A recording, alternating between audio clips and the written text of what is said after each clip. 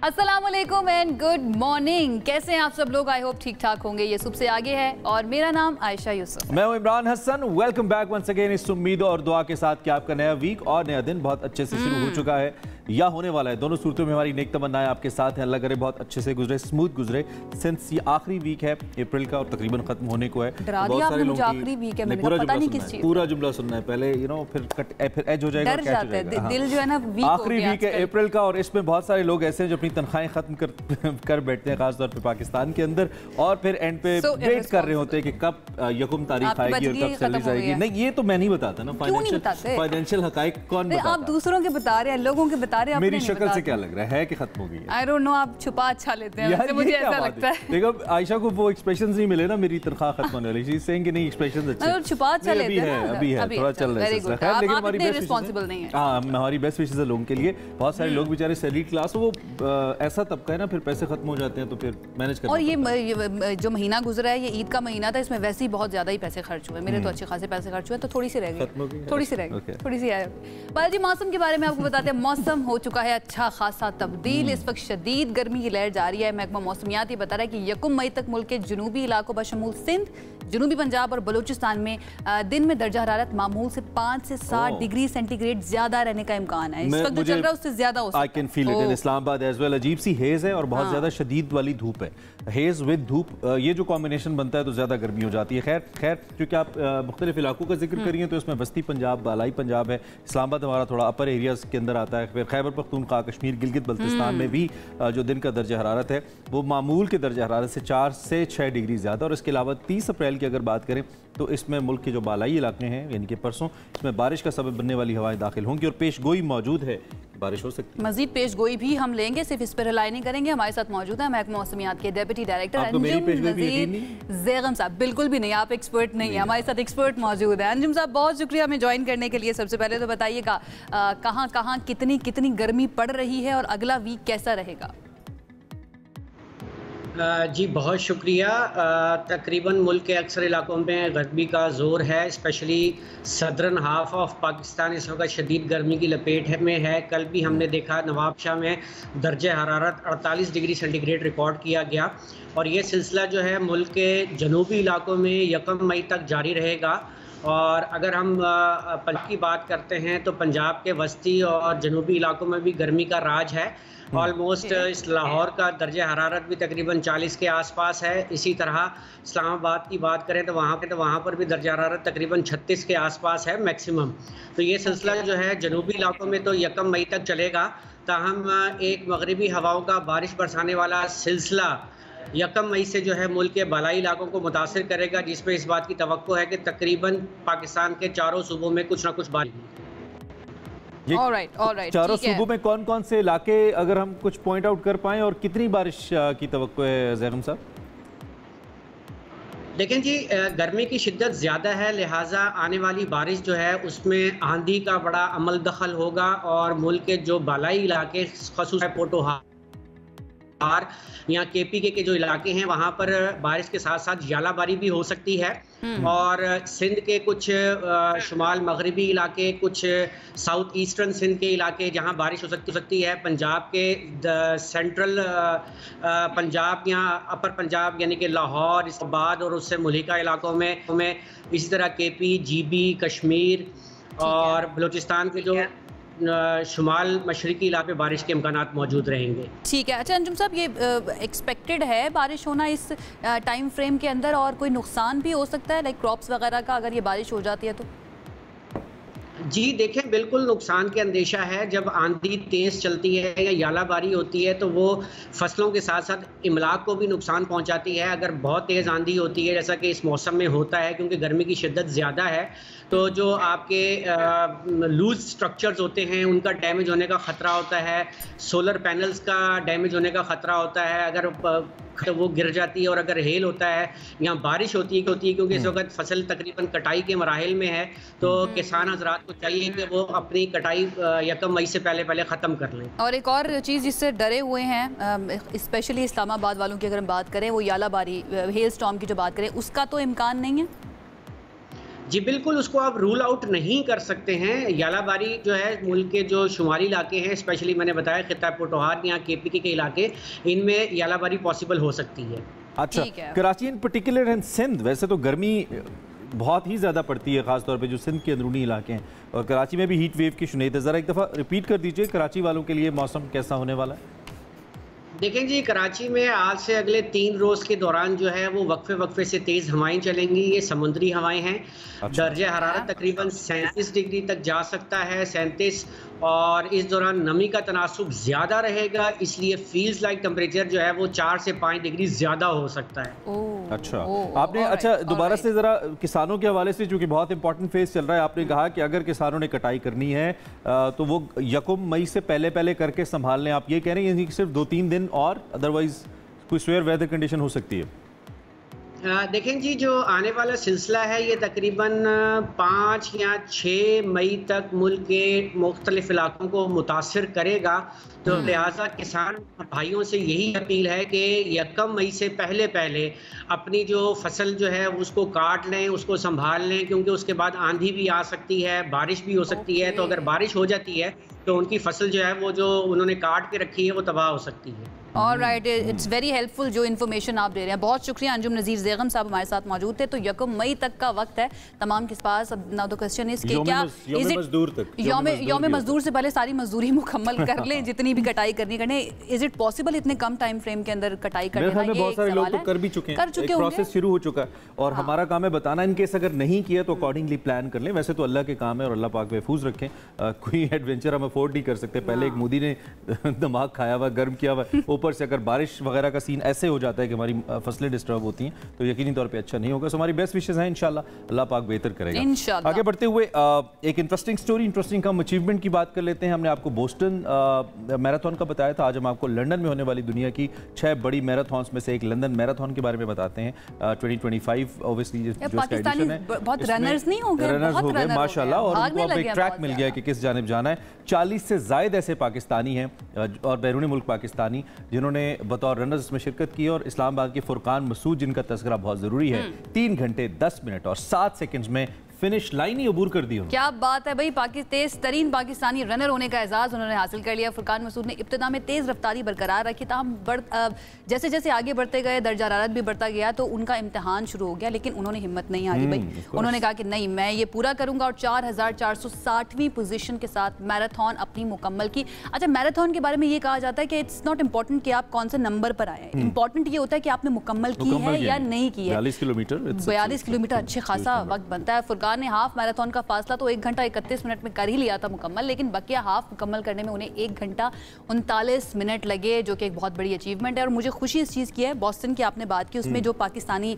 जिन्होंने मुकम्मल की थी, हाफ मैराथन मुकम्मल की थी, वो जो मकामी लिबास है, कौमी लिबास है, उसके अंदर शलवार कमीज के अंदर भाई, और बहुत ही अच्छी, और मुझे लगता है कंफर्टेबल बड़ा है। लोग एवं शलवार कमीज को अंडर एस्टिमेट करते हैं, तो खुद भी ऑफ टाइम छुट्टी टाइम में I feel really comfortable shalwar kameez. इसी तरह अमेरिका में मुकीम एक पाकिस्तानी, उनका तस्करा भी जरूरी है, उनका नाम है सलमान इलियास। इन्होंने 3 घंटे 18 मिनट और 33 सेकंड का वक्त लिया। पाकिस्तानी रनर्स में दूसरी पोजीशन हासिल की, जबकि नॉर्वे में रहने वाले फसी सौले जो हैं उन्होंने 3 घंटे 21 मिनट और 54 सेकंड में ये फासला तय किया। फिर हमजा सलीम, उनका तस्कर जरूरी है, 3 घंटे 33 मिनट और 10 सेकंड्स के साथ उन्होंने अमली तौर पर शानदार कारकर्दगी दिखाई। और नॉर्वे की जो पाकिस्तानी निजात एमी मीर हैं, खवातीन कैसे पीछे रह सकती हैं, उन्होंने भी जबरदस्त परफॉर्मेंस दिखाई है। टाइम आप बताएं। 3 घंटे 57 मिनट के अंदर उन्होंने मुकम्मल की है ये मैराथन। अच्छा, मैं ये सोच रही हूँ कि वो उस टाइम पे माहौल कितना मजे का होगा। पाकिस्तानी आप इधर देख रहे हैं, क्योंकि चंद सेकंड्स का, चंद मिनट्स का फासला है, जिस तरह इन्होंने जो है ना मुकम्मल किया है मैराथन। तो ऑल द वेरी बेस्ट आगे की मैराथन्स के लिए, और इसके लिए बहुत बहुत मुबारकबाद तमाम हमारे पाकिस्तानी भाई जिन्होंने पाकिस्तान का नाम ना एक लेवल पे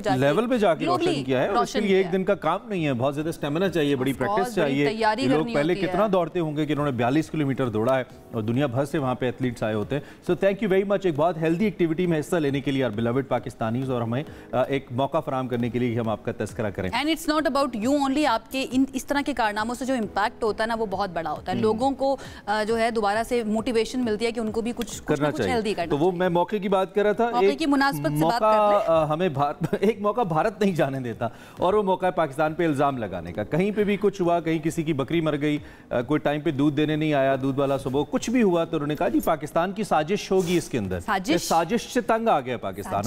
पाकिस्तान ने कहा है कि भाई आप ऐसा करें, let's settle it once for all, हमारी अमन की ख्वाहिश है, आप कमजोरी समझ रहे हैं, तो आइए अगर आपको तो कहीं पाकिस्तान ने कहा तू बाहर मिल, आजा एक दफा मुका ही लेते हैं, एक दफा बाहर मिलने की जरूरत नहीं है, न्यूट्रल वेन्यू पे कोई जंग नहीं हो रही। कुछ लोग कह रहे हैं ना सिक्योरिटी खदशात है, जंग दुबई में होगी, ऐसा कोई सूरत हाल नहीं है, मीम्स की बात कर रहा हूँ। भारत ने पहलगाम वाक़े को जवाब बनाया, आपको मालूम है, तारीखी सिंतास माहिदा मुअत्तल की आप सुन चुके हैं बहुत, I just don't want to repeat. इस वक्त जो सूरत हाल है, एक तो ये है कि पाकिस्तान को सिफारती सतह पर बड़ी कामयाबियाँ हासिल हो रही हैं, सिंतास माहिदे को लेकर दुनिया भी इस मौक़िफ़ को तस्लीम कर रही है, जो कि लोअर आइबेरियन कंट्रीज जितने भी उनका हक होता है उन दरियाओं पर जो कि ऊपर से आते हैं, नंबर 1।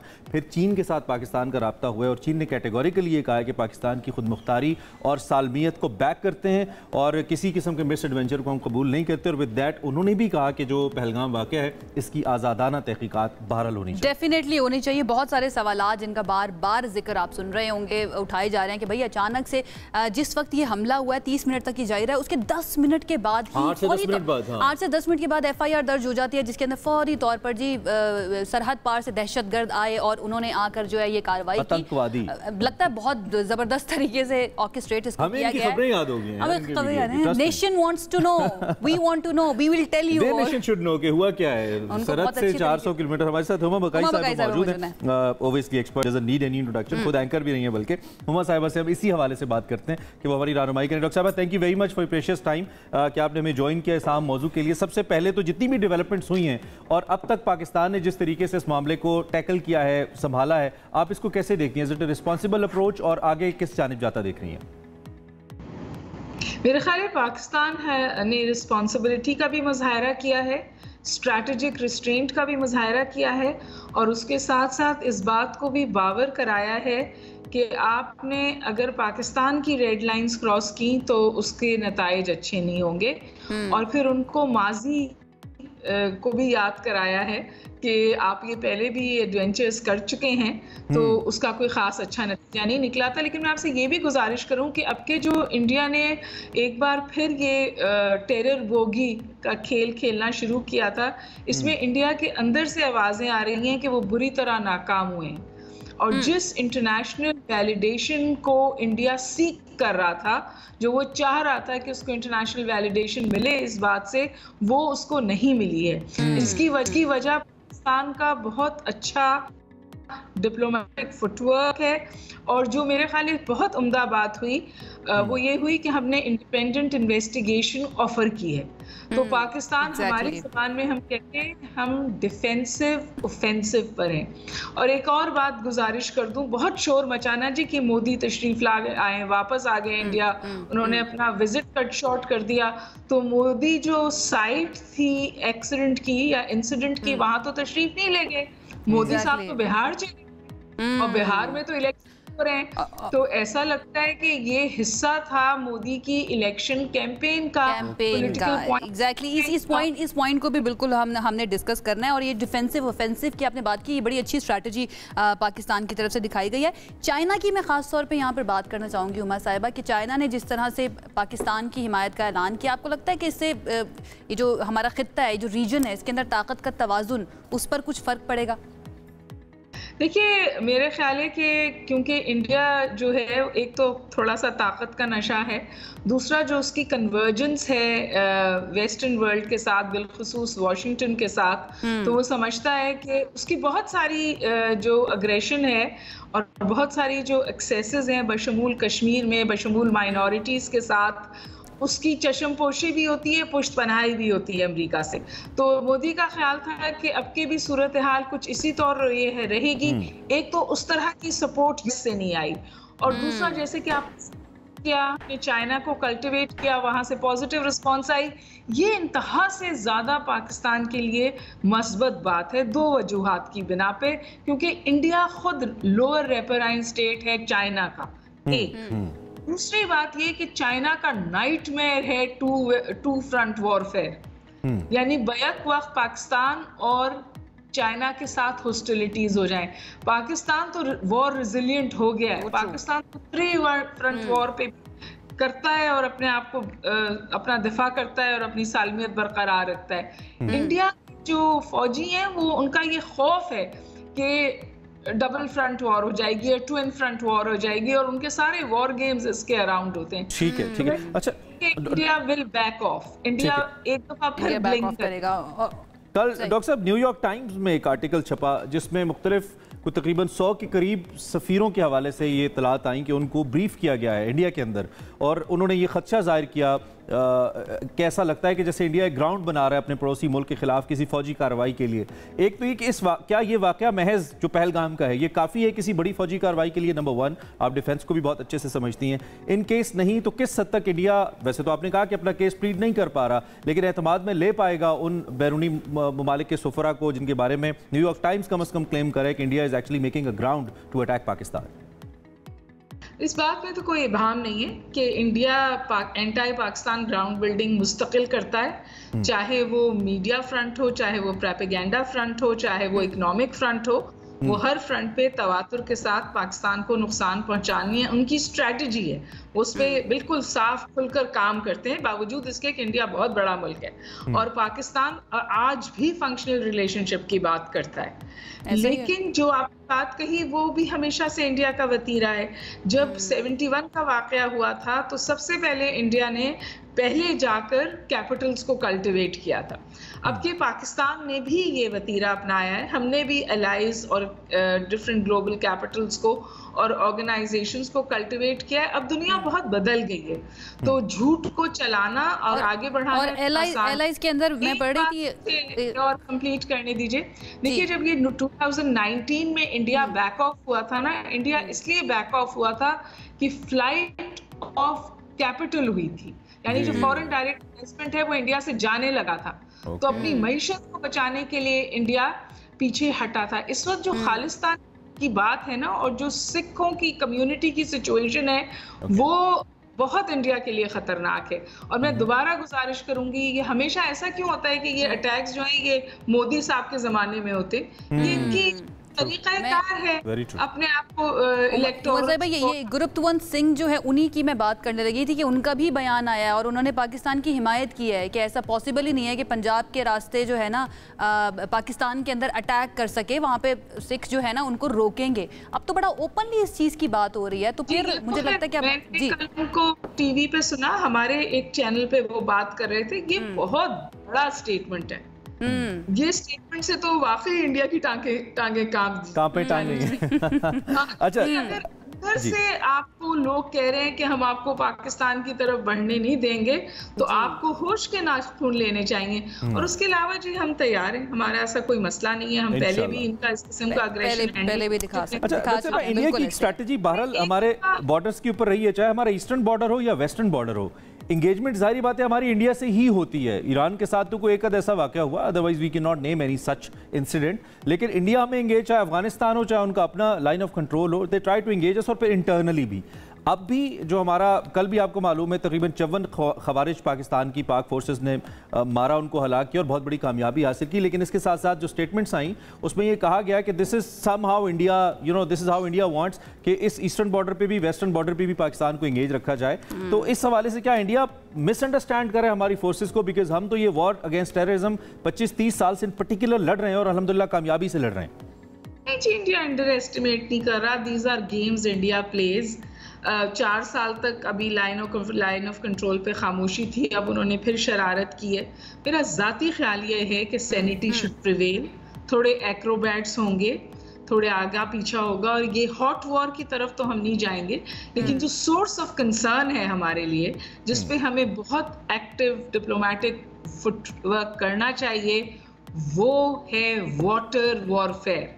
अगर पानी के हवाले से इंडिया कोई ऐसा इकदाम उठाता है या उठाने जा रहा है तो वहाँ हमें अपनी वाटर डिप्लोमेसी को भी बहुत ज़्यादा फाल करना है और बहुत अपनी आंखें खुली रखनी है। अच्छा, एक वेरी इंपॉर्टेंट क्वेश्चन है, I am sorry to interrupt you, लेकिन ये बहुत इंपॉर्टेंट क्वेश्चन है जो आपने खुद ही मुद्दा जिस जानिब उठाया है कि एक तो इस वक्त यू नो सूरत हाल गर्म है और पाकिस्तान दुनिया के सामने भी और अपना मौक़िफ़ भी रख रहा है कि हम पानी बंद नहीं, और हमें भी पता है कि पानी फ़ौरन से बंद नहीं हो सकता। तो क्या ऐसा है कि फुनाओ हम इस सूरत हाल को ऐसे ही जाने दें, इंडिया ने अटैक नहीं किया, ऐसे ही चलता रहे और मुस्तकबिल पे इसको टाल रखे कि अगर कुछ हुआ, व्हाट इफ अगर मुस्तकबिल में ऐसा होता है, क्योंकि इंडिया को टाइम तो चाहिए, वो डैम्स बनाता है या पानी डाइवर्ट करता है, उसको वक्त चाहिए, मुस्तकबिल में कुछ होता है तो फिर हम इस पोजीशन में होंगे कि आज के वाक़े का तस्करा करके कुछ अपने आप को डिफेंड कर पाएं या क्रॉस अटैक कर पाएं? मेरा ख्याल है हमने कैटेगोरिकली ये स्टेटमेंट दिया है कि ट्रीटी को अबायंस में होल्ड करना या ट्रीटी के बरखिलाफ जाना या उसको यूनिलैटरली खत्म करना एक्ट ऑफ वॉर है।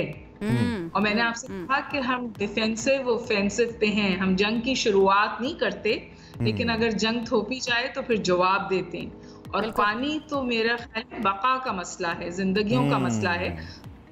अब और एक और भी गुजारिश कर दूं, माजी में हमारी वाटर डिप्लोमेसी कमजोर रही है, इस बात का इदराक करने की जरूरत है। तो this is a word of caution for our policy makers.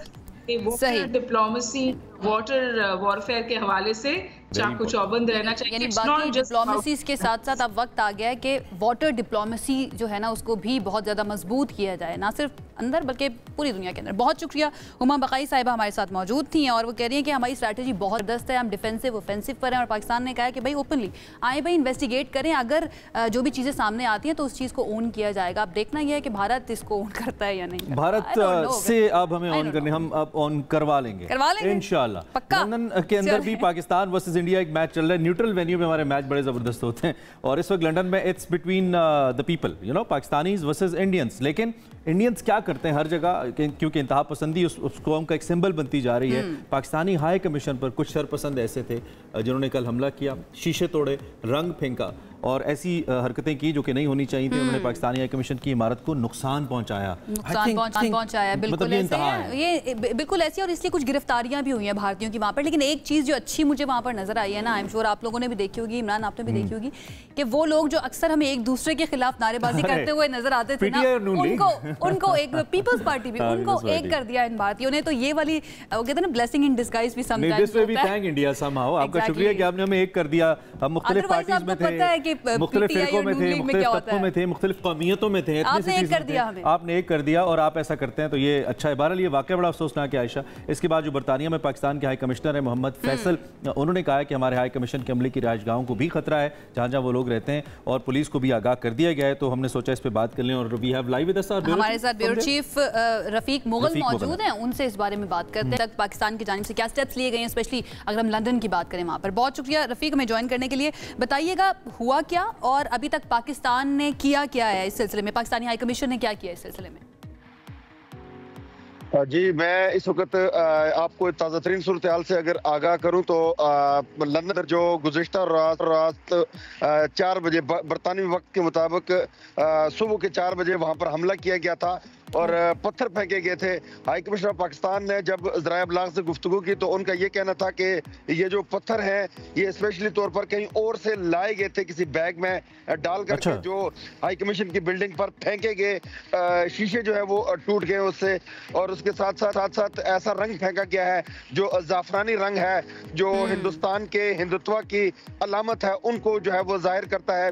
Hindustan के परचम के अंदर भी ये रंग मौजूद है। ये अलामती तौर पर इसलिए फेंका गया था कि ये जो आपने पिछले सेगमेंट में बात करते हुए जो मोदी की ज़हनी तपश है, जो उसकी ख्यालात है, उसका जिक्र किया था, तो वो जिक्र जो है यहाँ पर किसी मोदी के पैरोकार ने, किसी बीजेपी के वो कारकुन ने जो है वो हाई कमीशन की इमारत में फेंक करके ये जाहिर करने की कोशिश की है कि हम शिद्दत पसंद हैं, तो हम जंग चाहते हैं। आरएसएस मुगल, हमें याद है आरएसएस जो है हिंदू इंतहा पसंद, वो ये कलर पहनना पसंद करते हैं और उसके बारे में मशहूर है कि वो बड़ी दहशतगर्द किस्म की एक, अब तो सियासी में भी जमात में भी आ गया, हिंदुत्व की पहचान कहा जाता है। एक तो मुझे बड़ा अच्छा फील हो रहा है, we feel global, you know, Hum News London, बड़ा अच्छा मुझे लग रहा है कि आप लंदन से बराह रास्त हमारे साथ बात करें, नंबर 1। नंबर 2, ये इस वक्त सूरत हाल कैसी है और पुलिस ने फिर कैसे रिस्पॉन्ड किया है, और इसमें कोई एसओपी आपको मालूम है कि जब ऐसी कोई शिकायत आती है हाई कमीशन की जानिब से, चूंकि किसी भी सिफारत खाने की हिफाजत की जिम्मेदारी बरतानिया की फॉरेन मिनिस्ट्री की है, तो क्या रिस्पॉन्ड किया इस वक्त पुलिस ने इस शिकायत के ऊपर? जी बिल्कुल ऐसा ही है। High commissioner Pakistan doctor Faisal ने जो है वो गुफ्तगू करते हुए ये भी कहा था कि जो आला हुकाम है उनको इस चीज़ से आगाह किया गया है। पुलिस फौरी तौर पर वहाँ पर पहुंची है। पुलिस ने जो है वो एक शख्स को इस इल्ज़ाम में गिरफ्तार किया है और उसकी शनाख्त तो जाहिर नहीं की गई, चूँकि बरतानिया का कानून ये कहता है कि जब अंडर इन्वेस्टिगेशन कोई मामला होता है तो यहाँ पर इसी तरीके से शनाख्त जाहिर नहीं की जाती, नाम जाहिर नहीं किया जाता। लेकिन प्रोसेस जो है वो बड़ी तेजी के साथ जा रहा है। मैं आपको इमरान यहाँ पर यह भी बता दूं कि उसके बाद पाकिस्तान के परचम उठाए हुए, फलस्तीन के और कश्मीर के परचम उठाए हुए कुछ लोगों ने इंडियन हाई कमीशन के बाहर भी एहतजाज किया था। अच्छा, एक चीज बड़ी कंसर्निंग है रफीक, वो ये कि ये भी कहा गया है कि जो पाकिस्तानी हाई कमीशन का अमला है उनकी रिहाइश गाहों को भी खतरात लाहक हैं, ये भी जो है पेशगोई की गई है। तो इस सिलसिले में कोई सिक्योरिटी का इंतजाम किया गया है वहाँ पर इंतजामिया की जानिब से? हाँ जी बिल्कुल, यहाँ पर जो पाकिस्तानी हाई कमीशन है उन्होंने इस बात का जिक्र किया था कि जो अमला है वो भी खतरे की जद में है। जो हिंदुत्व की यहाँ पर सोच है, ग्रेटर हिंदुस्तान की, और जो इनकी सोच है, मोदी की सोच, उनके जो पैरोकार हैं, जो नए नए यहाँ पर आए, जो पुराने ब्रिटिशर्स नहीं है, जो इंडियन ब्रिटिशर हैं, ये वो नहीं है, ये वो है जो पढ़ने के लिए नए नए आए हैं। अच्छा। इन्होंने यहाँ पर इसको दिल्ली समझ रखा है, या कश्मीर का जिक्र करें तो इन्होंने इसको सोपुर, अनंतनाग और पुलवामा समझ रखा है, जहाँ पर हिंदुस्तान की फौजें जुल्म करती हैं। ये वो यहाँ पर आए हुए मिस कैलकुलेट कर रहे हैं। और यहाँ जहाँ पे मुगल हम अपने उन पे अफसोस कर सकते हैं जो ऐसे एहतजाज कर रहे हैं, वहीं पे अपने पाकिस्तानी बहन भाइयों का शुक्रिया भी अदा करते हैं कि वो बड़े मुअस्सर, ये उनका भी बेड़ा गर्क कर रहे हैं। बड़ा मुअस्सर और पुरअमन तरीके से हम पाकिस्तानियों का शुक्रिया अदा करते हैं जिन्होंने इस एहतजाज का इनेकाद किया है, और ये उनका बुनियादी हक है। और इसी वजह से अल्हम्दुलिल्लाह ऐसी कोई फुटेज हमारे हवाले से नहीं आई है। थैंक यू वेरी मच, आपने हमें आगाह किया। इंशाल्लाह आपसे रब्ता रहेगा, जानते रहेंगे। और दूसरी चीज भी है कि भारत के लिए कुछ नया नहीं है किसी दूसरे मुल्क के अंदर भी अपना मुल्क ही समझना।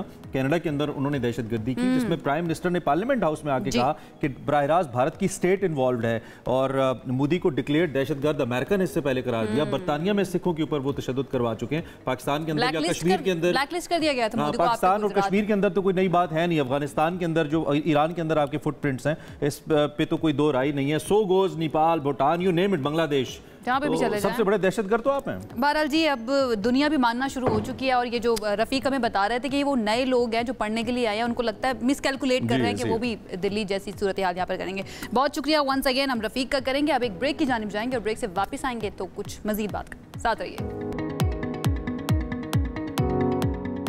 ब्रेक के बाद खुश आमदीद। आपको कहेंगे सबसे आगे में कनाडा में पार्लिमानी इंतखाबात के लिए पोलिंग आज हो रही है। अब ऑलमोस्ट अगर हम कनाडा की बात करें, वहाँ पर तो इख्तिताम पजीर ऑलमोस्ट हो चुकी है। इलेक्शन में वज़ीर आज़म लिबरल पार्टी के उम्मीदवार जो है मार्क कार्नी और कंजर्वेटिव पार्टी के पे पॉलीवर जो है उनके दरमियान कांटे का मुकाबला मुतवक्के है। मुझे फिर से पाकिस्तान का इंतखाब इलेक्शन जो है ना वो याद आ गया। कांटे का मुकाबला है, दोनों उम्मीदवार एक दूसरे पर झपटने के लिए तैयार है।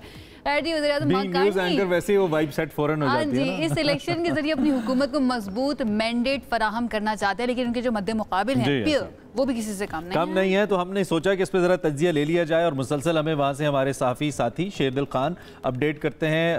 वहाँ पे मकामी चैनल से भी वापस के अलावा मामला पे गहरी नजर रखे में, तो हमने कहा जरा उनसे अपडेट दोबारा लेते हैं। एडवांस पोल के हवाले से हमने कुछ दिन पहले उनसे बात की थी। Sherdil, thank you very much for joining us this late. आपका तो बहुत लेट नाइट है, लेकिन हमारा अर्ली मॉर्निंग है। थोड़ा सा हम सबसे पहले एडवांस पोल के हवाले से आपसे मालूमात लेना चाहते हैं, कैसा रहा और क्या अपडेट्स हैं इस वक्त तक, क्या प्रेडिक्शंस हैं, सूरत हाल क्या है ओवरऑल, जरा एक पिक्चर हमारे सामने रखिए।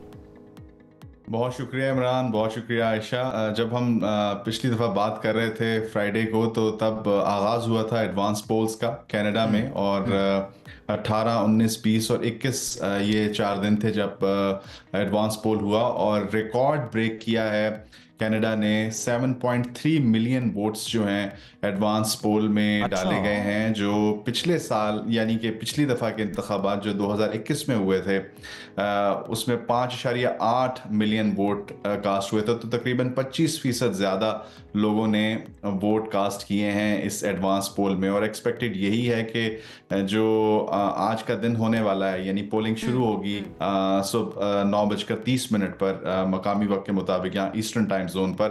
तो यही एक्सपेक्ट किया जा रहा है कि भारी टर्नआउट होगा, बहुत बड़ी तादाद में लोग आएंगे वोट डालने के लिए। ठीक है, तो ये जो इंक्रीज अब हम देख रहे हैं टर्नआउट के अंदर, ये जो प्री पोल के अंदर हुआ, उसके बाद अभी जो इस वक्त चल रहा है डायरेक्ट पोल, उसकी रीज़न क्या बताई जा रही है? क्या ये एक्सपेक्टेड था कि इतनी बड़ी तादाद में लोग वोट डालेंगे, और ये चेंज क्यों महसूस हुआ लोगों को कि उनको वोट डालना चाहिए? इसमें आयशा दो रीजंस हैं। सबसे बड़ी रीजन तो अमेरिकी सदर डोनाल्ड ट्रंप के नैरेटिव की है, जो वो कनाडा को 51st स्टेट बनाने की बात कर रहे हैं, वो कनाडा पर टैरिफ्स लगाने की बात कर रहे हैं। तो ये वो रिजेंटमेंट है जो लोगों में नजर आ रही है। लोग कनाडा की सॉवरेनिटी को लेकर ये शो करना चाहते हैं अमेरिका को, डोनाल्ड ट्रंप को, कि हम एक सॉवरेन नेशन है, हमारी एक अपनी आइडेंटिटी है, हमारे पास आज़ादी है और हम किसी सूरत भी अमेरिका की 51st स्टेट नहीं बनेंगे। तो सबसे पहले तो ये नैरेटिव बहुत क्लियर जो कैनेडियन वोटर्स हैं उनकी जानिब से दिया जा रहा है। तो फिर तो पेयर पॉलिटिक्स जो है उनकी तरफ काफी ज्यादा रुझान होगा जो कैनेडियंस हैं उनका, क्योंकि उनके बारे में कहा जाता है कि ये भी ट्रंप की तबीयत या उनके जैसे मिजाज वाले हैं। इसमें एक और अहम बात जिसको बहुत ज़्यादा लोग इस वक्त डिस्कस कर रहे हैं वो ये कि कौन सा लीडर ऐसा है जो डोनाल्ड ट्रंप की आंखों में आंखें डालकर निगोशिएट कर सकता है टैरिफ्स के मामलात को। तो उस पर ज़्यादा फोकस लोगों का मार्क कार्नी जो लिबरल लीडर हैं उनके ऊपर है, क्योंकि वो इकोनॉमिस्ट हैं, उनकी एक बैकग्राउंड है, तो वो ज़्यादा लोग उनको समझते हैं कि वो ज़्यादा बेहतर निगोशिएट करेंगे। लेकिन दूसरी जानिब चूँकि पीयर कंजर्वेटिव हैं और रिपब्लिकन पार्टी और कंजर्वेटिव पार्टी के कुछ ईथॉस जो हैं वो मिलते हैं, उनकी इक़्तिदार मिलती हैं, तो शायद कुछ लोग ये समझते हैं कि पीयर बेहतर तरीके से रिपब्लिकन पार्टी या डोनाल्ड ट्रंप के साथ। अच्छा शेदल, मैंने लास्ट टाइम भी इस पे फोकस किया था, आज भी मैं पूछना चाहूँगा, इमिग्रेंट्स जो हैं वहाँ पे या एक्सपैट्स वगैरह जो हैं उनका क्या रुझान है, ज़्यादा किस क़ियादत को वो बेहतर समझ रहे हैं अपने लिए? कुछ प्रोजेक्शन सामने आई हैं इस को लेकर? जी, प्रोजेक्शंस आ रही हैं वक्तन फ़वक्तन, मुख्तलिफ जो इदारे हैं वो प्रोजेक्शंस जो हैं वो दे रहे हैं, और उसमें लिबरल पार्टी को लीड है तकरीबन 6 पॉइंट्स की। 43.6% के करीब इस वक्त लिबरल पार्टी की प्रोजेक्शन है, और उम्मीद यही की जा रही है कि लिबरल पार्टी जो है वो मेजॉरिटी हासिल कर लेगी और उसको किसी और जमात की मदद की जरूरत नहीं पड़ेगी, यानी माइनॉरिटी गवर्नमेंट। और शेदल, यहाँ पे भी क्या इलेक्टोरल कॉलेज हैं, उनके जरिए वोट होता है या डायरेक्ट वोट है तो directly goes for the candidate और पार्टी? ये यहाँ पर थोड़ा सा फ़र्क है पाकिस्तान की निस्बत। यहाँ पर जो लोग हैं वो डायरेक्ट अपने एमपीज़ को इलेक्ट करते हैं, और वो एमपीज़ की जो पार्टी लीडर है उसको वो इलेक्ट करते हैं। जैसे लिबरल अगर एमपीज़ जीतते हैं ज़्यादा बड़ी तादाद में लिबरल पार्टी से, तो डेफिनेटली लिबरल पार्टी के जो लीडर है वही वज़ीर आज़म बनेगा। तो ये एक थोड़ा सा फ़र्क है, लेकिन लिबरल पार्टी हो या कंजर्वेटिव पार्टी हो, जो भी एमपीज़ मेजॉरिटी में होंगे वो गवर्नमेंट बनाएंगे। ठीक है, बहुत शुक्रिया शेरदिल। कोशिश करेंगे कि आपको दोबारा ले इस सिचुएशन के बाद, जो भी जीता है उसके बाद। बहुत शुक्रिया हमें बताइए कि इस वक्त क्या सिचुएशन है। बाला जी, लग ऐसा रहा है कि बहुत ही कम, जो भी जीतेगा बहुत कम मार्जिन से जीतेगा। But what I am thinking is we are going totally global today भाई। पहले लंदन, फिर कनाडा, मतलब वॉशिंगटन से भी लाइव ले रहे हैं। किसको क्रेडिट देंगे पहले ये बताइए? ये क्रेडिट हम सबका है। I mean we plan topic for you. अब उसकी वजह आजकल जो है ना वो इंडिया का, पता है, हां इंडिया का, दुनिया ग्लोबल विलेज बन रही है ना, हमारे पाकिस्तानीज भी हर जगह पे हैं। तो हमारी कोशिश है कि हर जगह से देखा जाए कि सूरत हाल क्या बन रही है, चूंकि एक बड़े मुल्क का इंपैक्ट बाकी सभी ममालिक पे आता है।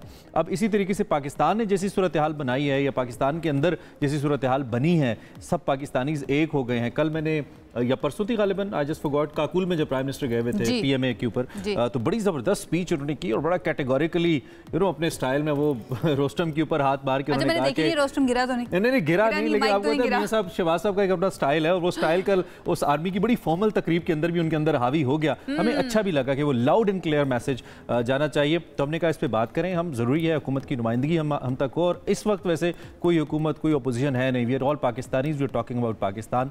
हमारे साथ ज़ैफ़र रहमान साहब मौजूद हैं, आप मिनिस्टर हैं कल्चर के और ओबियसली फेडरल गवर्नमेंट को रिप्रेजेंट करते हैं। तो हमने कहा ज़रा इनसे बात करते हैं और इनसे पूछते हैं कि इंटरनली जो मीटिंग्स हो रही हैं उसमें क्या बात डिस्कस हो रही है, where do we stand. So Zafar साहब, welcome and good morning, how are you? Good morning, I am good. आजकल तो you are on every screen माशाल्लाह, मेहरबानी, that's so glad to see. क्या चल रहा है इस वक्त हुकूमती सफ़ों के अंदर? एक तो अच्छी बात है कि सब जमातों ने कहा कि we stand behind and we will back the government and the Pak army. क्या चल रहा है ताज़ा तरीन इस वक्त? देखिए, एक तो मैं आपने बड़ी मुस्बत गुफ्तगू की अपने इब्तदाइये में ही, प्राइम मिनिस्टर साहब को आप ख़ुद भी बड़ा अप्रिशिएट कर रहे थे।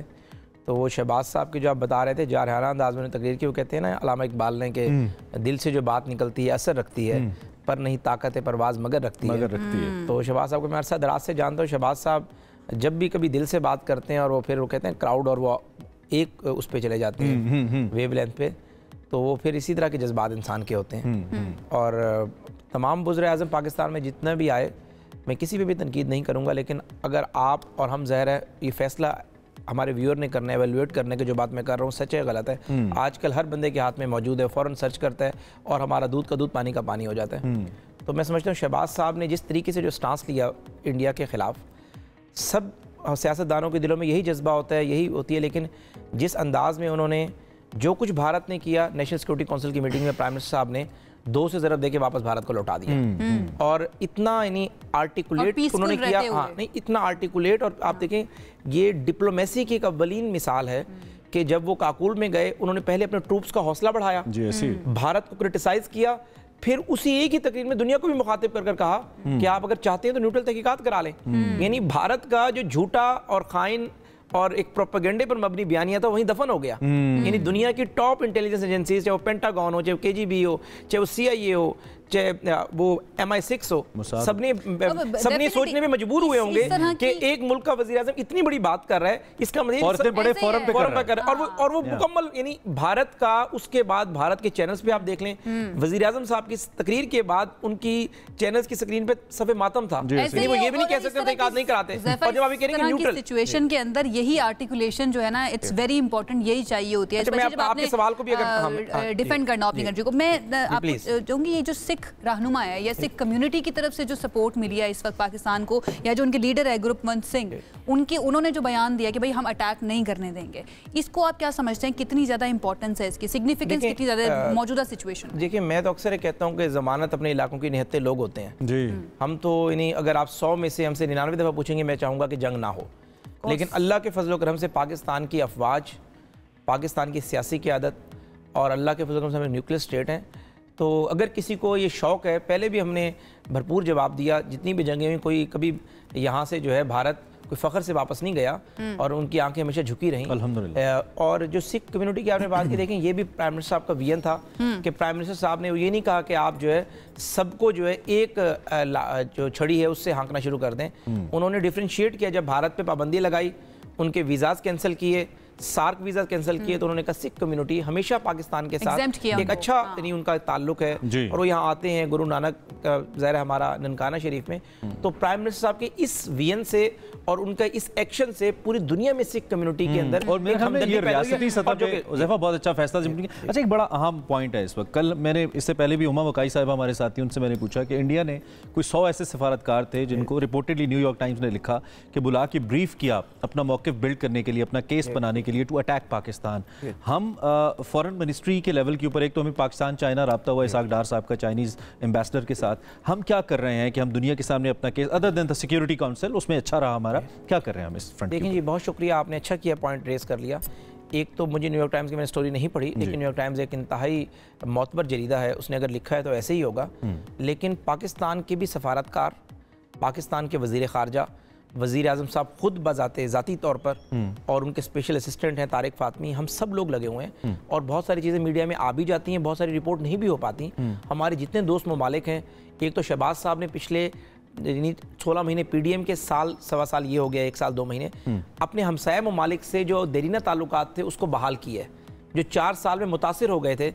अब आपका गल्फ सारा, चाइना, इसी तरीके से आपका टर्की, यानी मगरबी दुनिया आप ये देखें, अमेरिका की तरफ से भी कोई ऐसा स्टांस नहीं आया। तो शहबाज साहब की 2.5 साल की मेहनत का नतीजा है। तो दुनिया हमारे साथ खड़ी है, हमें कोई परेशानी नहीं है, प्रोपेगेंडा हम नहीं कर रहे, सॉलिड काम कर रहे हैं। और जो PM साहब ने ये बात कही कि न्यूट्रल तहकीकात वाली, इससे दुनिया को बड़ा अच्छा मैसेज गया है कि हम तो दहशतगर्दी को कंडेम करने वाले लोग हैं। जहां पर भी जो है इंसान की अमवाद होती हैं, पाकिस्तान उसे कंडेम करता है। बिल्कुल ऐसे ये जो मीडिएशन की कोशिश की जा रही है, ये सऊदी अरब और ईरान की जानिब से की जा रही है। आपको क्या लगता है अमेरिका इस बारे में क्यों कोई बात नहीं कर रहा? 2 न्यूक्लियर पावर है जो इस वक्त आमने सामने खड़ी हुई हैं और खुदा ना खास्ता कुछ भी हो सकता है। वैसे हमें अमेरिका नजर आता है खड़ा हुआ या इस तरह की बात करता हुआ कि भाई कंट्रोल हो जाए, बातचीत से मसले हल निकालें। अमेरिका का देखें, अमेरिका भी बैकडोर लाजमी कोशिश कर रहा होगा और दुनिया में अमेरिका अमन का ख्वाह है, कर रहा है। तो गवर्नमेंट में मैं वही बता रहा हूँ, मैं अब अगली बात आपकी बात पे आ रहा हूँ।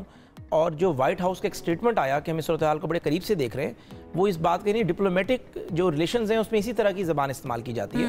और सऊदी अरब भी अगर कोई चीज़ कर रहा है तो जाहिर है दुनिया की एक सुपर पावर है, उसको भी उसमें ज़रा ऑन बोर्ड लिया गया होगा। लेकिन अगर हम चाइना को देखते हैं तो चाइना ने बड़ा ओपनली पाकिस्तान की हिमायत की और कहा है कि भाई पहले इन्वेस्टिगेट होना चाहिए, उसके बाद ही कोई बात होगी। ऐसा हमें अमेरिका चाइना की बात मैं बताऊँ, चाइना ने अब से नहीं 2016 में यही काम भारत ने जब शुरू किया, चूंकि वो पानी की जंग करना चाह रहे हैं ना इस वक्त, यानी सिंध तास पे कभी 65 में बात नहीं की, 71 पे बात नहीं की, अब अचानक कर दी। तो आप याद करें कि चाइना ने, चूंकि हम इस वक्त टेल पर हैं, भारत ऊपर है, तो हमारा पानी रोक देता है। इसी तरीके से भारत टेल पर है और चाइना ऊपर है, तो चाइना ने उन्हें बड़ा स्ट्रॉन्ग मैसेज दिया था।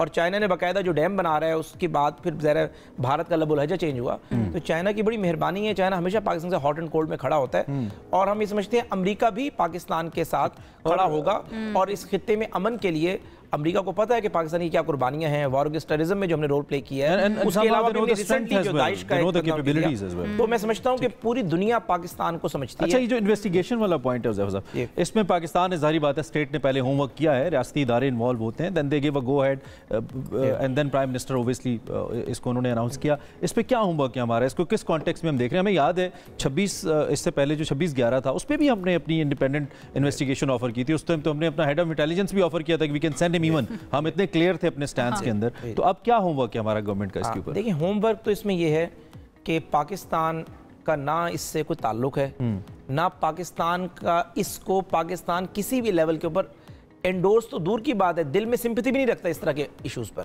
ठीक, तो प्राइम मिनिस्टर का स्टेटमेंट तो इस कैटेगोरिकली ये आया, इसका एक डिनायल है। जो अहम बात यह है कि पूरी दुनिया को जो हमने एक्शन किया है, भारत की इंटरनली चीखें निकली हुई हैं। अब दुनिया को वो ये बताता फिर रहा है कि देखें जी पाकिस्तान ये कर रहा है हमारे साथ, तो दुनिया पूछते भी हुआ क्या है, तो बताते पाकिस्तान ने दहशतगर्दी की है जी। जब वज़ीर आज़म साहब के स्टेटमेंट रिकॉर्ड के ऊपर आया, न्यूयॉर्क टाइम्स, वाशिंगटन पोस्ट ने इसको लीड और सुपर लीड में जगह दी, तो दुनिया कहती है भी वो तो न्यूट्रल तहकीकात की बात कर रहे हैं, और न्यूट्रल तहकीकात में आप दुनिया की किसी भी इंटेलिजेंस एजेंसी को ऑन बोर्ड ले लें। ठीक है, तो वज़ीर आज़म साहब का ये स्टेटमेंट ज़ाहिर है मुसल्लह अफवाज इंटेलिजेंस एजेंसीज की सपोर्ट के बाद ही मौर्ज़े वजूद में आया और पीएम ने स्टेटमेंट दिया।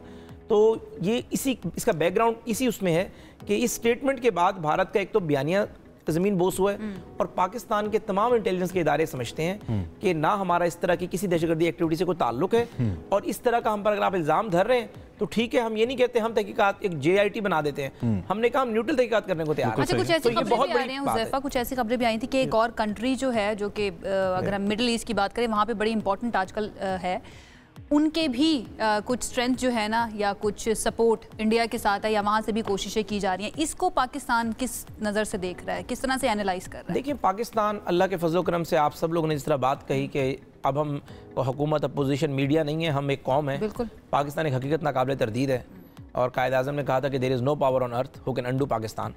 तो जो मुल्क आज ये कर रहे हैं, अल्लाह के फजल करम से हम भी यानी एक न्यूक्लियर स्टेट हैं, वक्त के साथ हम उस मुल्क को वही लौटा देंगे।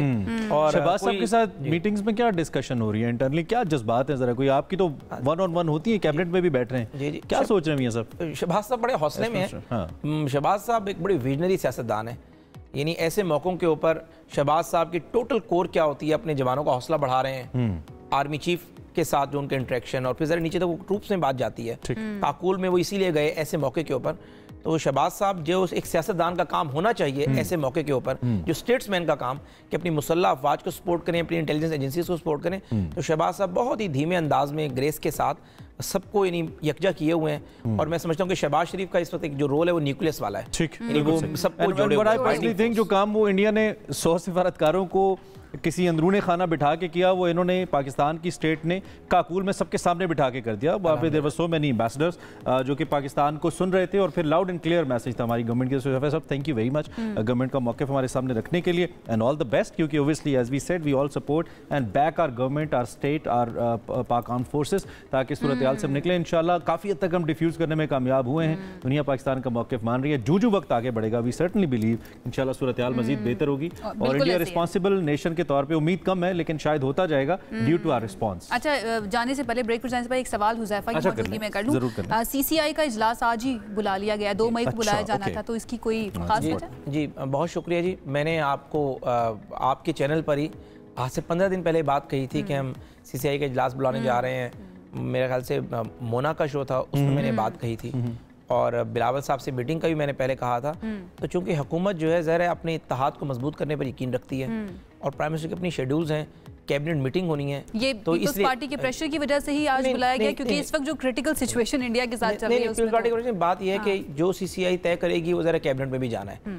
तो कल या परसों कैबिनेट मीटिंग मुतवक्के है, तो उससे पहले ये बुला लिया गया ताकि तमाम कैबिनेट मेंबर्स को CCI के can it be some breaking roll back हो सकता है मंसूबा नहरों वाला? देखिए प्राइम मिनिस्टर वाज़ेह कह चुके हैं कि जब तक हम ऑन बोर्ड नहीं होंगे ये मंसूबा नहीं चलेगा। और मैं आज आपको बता दूं, आज प्राइम मिनिस्टर साहब जो हमारा अल्लाह ने चाहा तो जो मुस्बत बात होगी और वो यही होगी कि जब तक कंसेंसस नहीं होता हम इसको जो है पेंडिंग कर देते हैं। ठीक है, इसको खत्म नहीं कर रहे, पेंडिंग कर ताकि इसमें डिबेट हो। ठीक है, ठीक है, को हम ऑन बोर्ड। बहुत शुक्रिया हुज़ैफा वंस अगेन। इजलास 2 मई को होना था, 2 मई को होना था इजलास, लेकिन आज ही तलब कर लिया गया। और जैसे कि वज़ीर मुमलिकत साहब जो है हुज़ैफा, उन्होंने कहा है कि भाई ये कंसेंसस पहले हो चुका है कि जब तक तमाम पार्टियों की तमाम फरीक का इत्तफाक़ राय नहीं होगा तब तक ये मनसूबा नई नहरों वाला जो है ना उसको इम्प्लीमेंट नहीं किया जाएगा।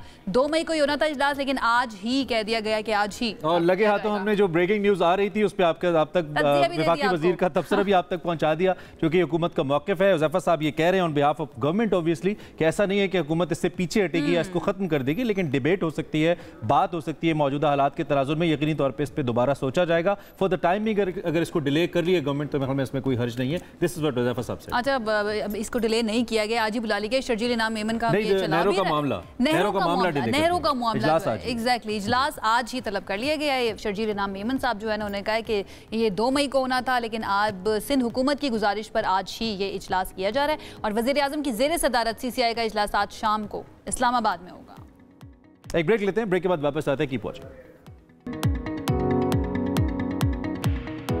Welcome back. कुछ विमेन वर्किंग विमेन के हवाले से एक्चुअली बात करते हैं, और ख़ासतौर पे पाकिस्तान की इन पर्टिकुलर बहुत सारे स्टैट्स हमें बहुत डिस्टर्ब कर देते हैं। पाकिस्तान समेत दुनिया भर में जो ख़वातीन की माशी शमूलियत है ना, वो एक बहुत बड़ा चैलेंज है।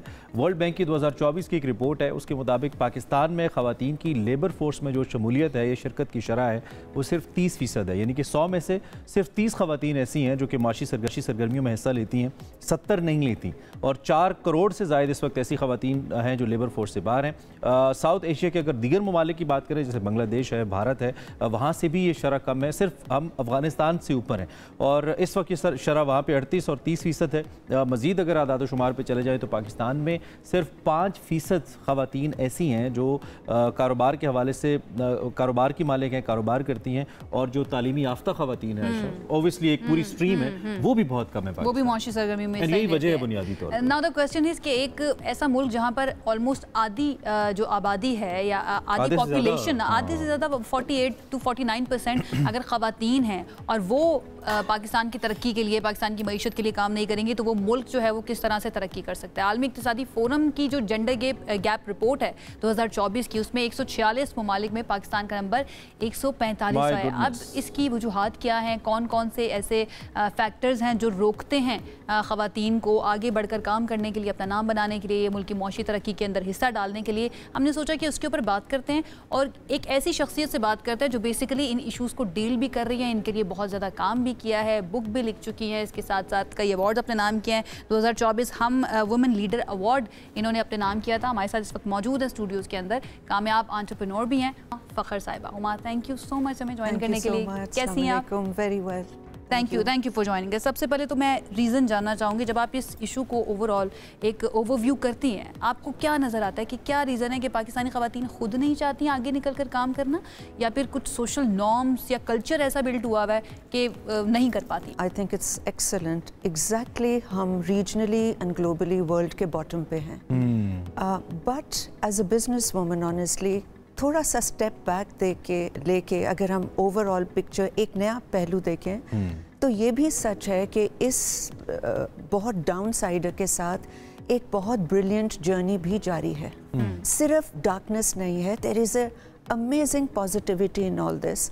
और उसकी आपको कुछ मिसालें दें पाकिस्तान में। Yes, the figures show are very stark, but कुछ मिसालें ऐसे देखें, डेयरी सेक्टर में Pakistan is the 5th largest producer of milk in the world. In the last few years आप देखिए किस तरह नए नए ब्रांड्स आए हैं। तो ये जो 75 मिलियन एनिमल्स हैं, इनको कौन देखता है? सिर्फ खवातीन. So what an honor that they are the one who are at the back end driving this. Number 2, आप देखिए पूरी दुनिया में 5 या 6 जेंडर बॉन्ड्स हैं जो खवातीन ने ही बनाए हैं और खवातीन बिजनेस में ही इन्वेस्ट करते हैं. Pakistan is the only country in the region जिसमें जेंडर बॉन्ड है. खवातीन ने ही डेवलप किया है और खवातीन के बिजनेस में ही इन्वेस्ट करता है.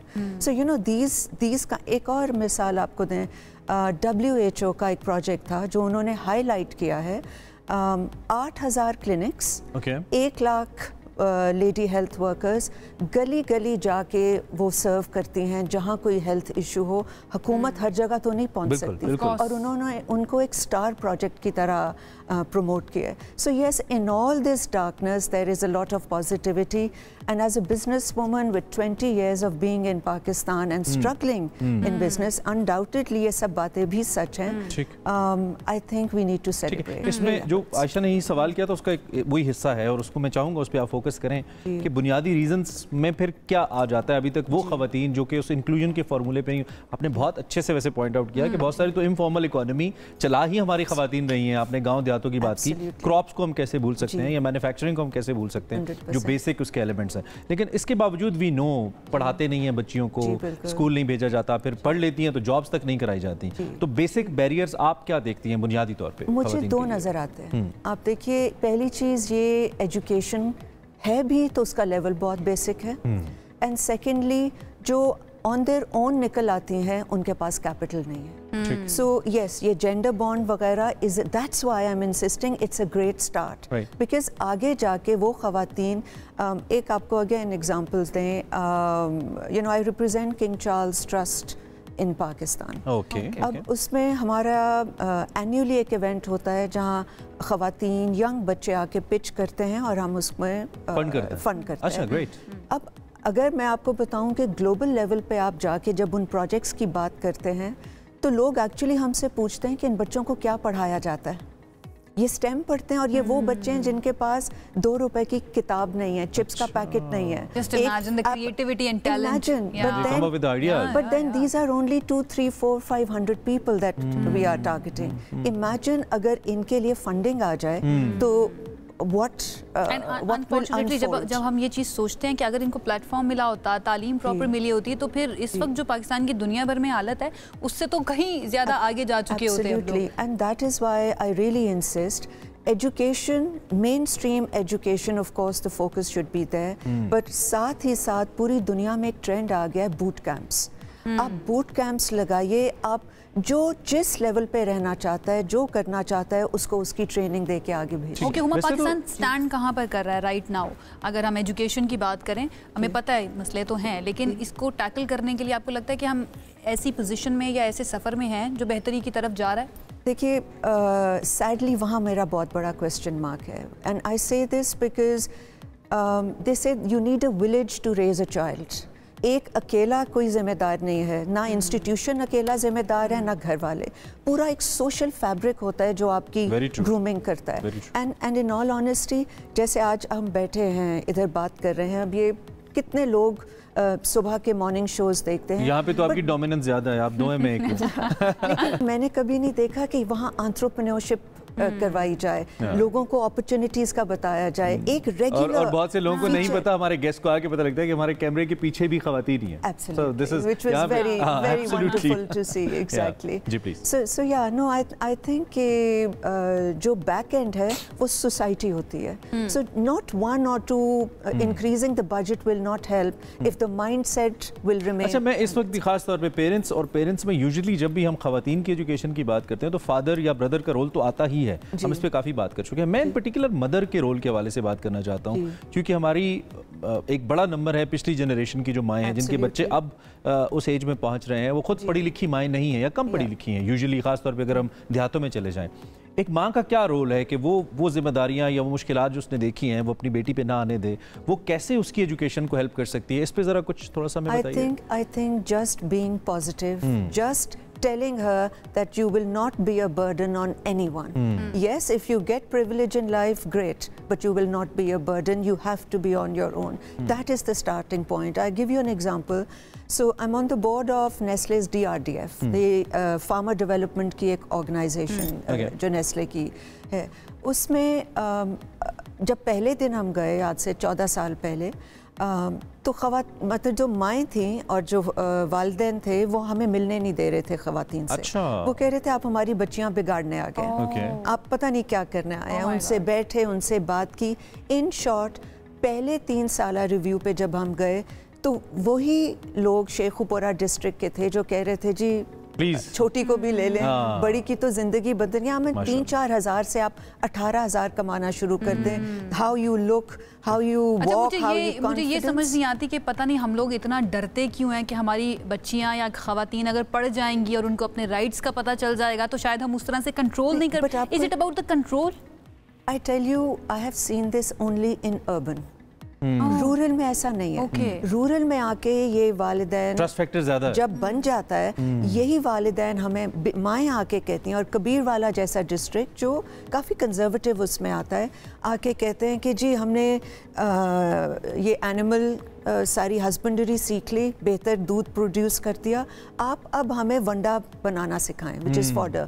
अब आप हमें मोटरसाइकिल ले दें ताकि हम they want to grow. Oh yes, उनको growth चाहिए. Oh yes, and they grow like no one's business. You know, the men are all day. I personally believe कि इस मामले में जो खवातीन या हमारी लड़कियां हैं ना, उनको भी वो कॉन्फिडेंस रिटर्न बैक करना चाहिए by thinking out of the box. हमने देखा है कभी-कभी एक लड़की पूरे खानदान की किस्मत उसने बदला है, उसको वो लेके गई है आगे. अच्छा, एक बड़ा इंपॉर्टेंट पॉइंट था जो आप पहले डिस्कस करी थी, हम रूरल अर्बन को जब डिस्कस कर रहे थे. बहुत सारी हमारी रूरल एरियाज की जो लड़कियां हैं वो पढ़ी लिखी हैं, they get the degrees, but they can not get themselves gelled in हमारी इस सोसाइटी के अंदर. इवन एक अगर किसी रिमोट एरिया से कोई लड़की लाहौर या कराची या इस्लामाबाद आती है तो उसके लिए बड़ा मसला होता है इवन हैविंग द डिग्री. तो इसका मतलब है कहीं एजुकेशन सिस्टम हमारा बहुत टर्बुलेंस है उसके अंदर. लेकिन एक चीज़ बदल गई है, वक्त बदल गया है. इंटरनेट ने सब कुछ डेमोक्रेटाइज कर दिया है.